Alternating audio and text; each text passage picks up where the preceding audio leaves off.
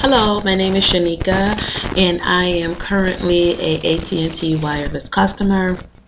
Have been since February 13th, 2010. I chose to transfer with AT&T because I am a registered nursing student in a city that does not have service with the carrier that I had prior to AT&T. So I needed a service that was available in the city I attend school. I had my service interrupted in December of 2011 for non-payment because I've had some hardship financially where I wasn't able to pay the bill. It was close to Christmas, and being a single mother and a student, I just didn't have the money to pay the bill at the time. So I chose to allow the service to be interrupted until I was financially stable after Christmas to reinstate the service. I was informed that I had 59 days to reinstate the service without any change to my current plan or any early termination fees. So the service was interrupted roughly about 2.5 weeks from the month of December from mid-December until maybe I think January 1st. On January 1st, I made 2 payments. I made a payment in the amount of $179, and then I made another payment in the amount of maybe $379.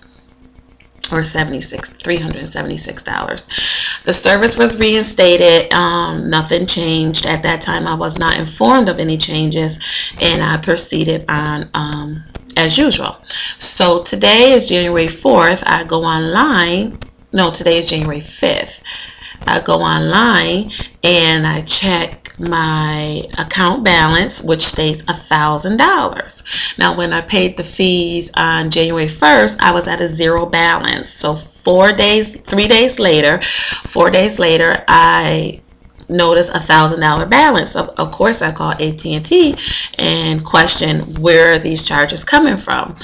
I was informed at that time that there was a $500 deposit on each line because I let the service lapse. Now, I have never been informed of this. I have never had to pay this before.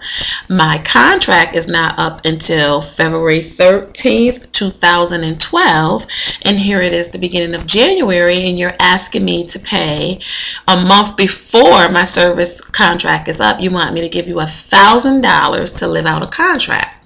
So of course this has put a total damper on my day, and I am disgusted with AT&T at this moment. I have here my customer service contract with my name, and here's the service date, the day it was generated on.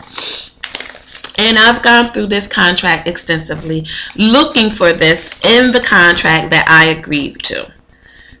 I see nothing concerning a credit check and a possible deposit if your service is interrupted or inactivated for non-payment. I see here discussion of early termination fee. I see contract provisions. I see service coverage limitations, iPhone and certain other devices, optional roadside assistance, 30-day cancellation policy, mobile content, optional wireless phone and insurance, and optional wireless phone insurance is available. I see nothing discussing a $500 deposit or any deposit in that amount for inactivation, which to me is unfair, because that alone would have determined whether I chose to enter a contract with AT&T. I have been on the phone since 9 o'clock this morning, and it is now 12:33. trying to talk to someone concerning this. No one can give me an honest answer. They're all very short and very blunt. Nobody is interested in helping. The only one person who showed some empathy for the situation was a customer service representative who actually had no authority over the situation.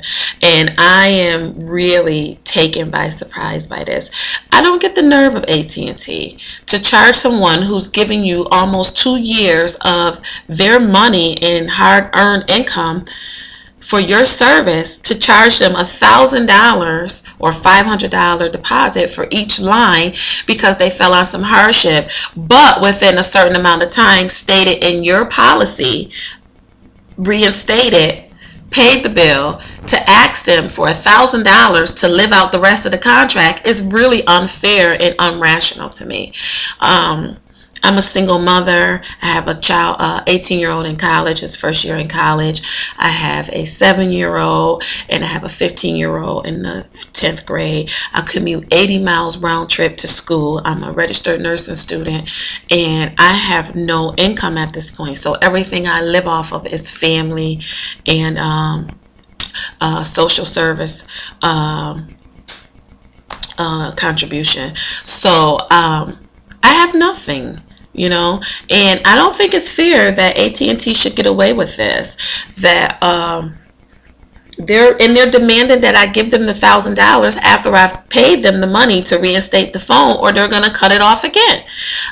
So I'm really asking people, if you've been in this situation, or you know someone in this situation, or if this even concerns you because it could potentially become you, to please speak up. You know, make your concerns known to AT&T, and hopefully we can nip this in the bud. Thank you.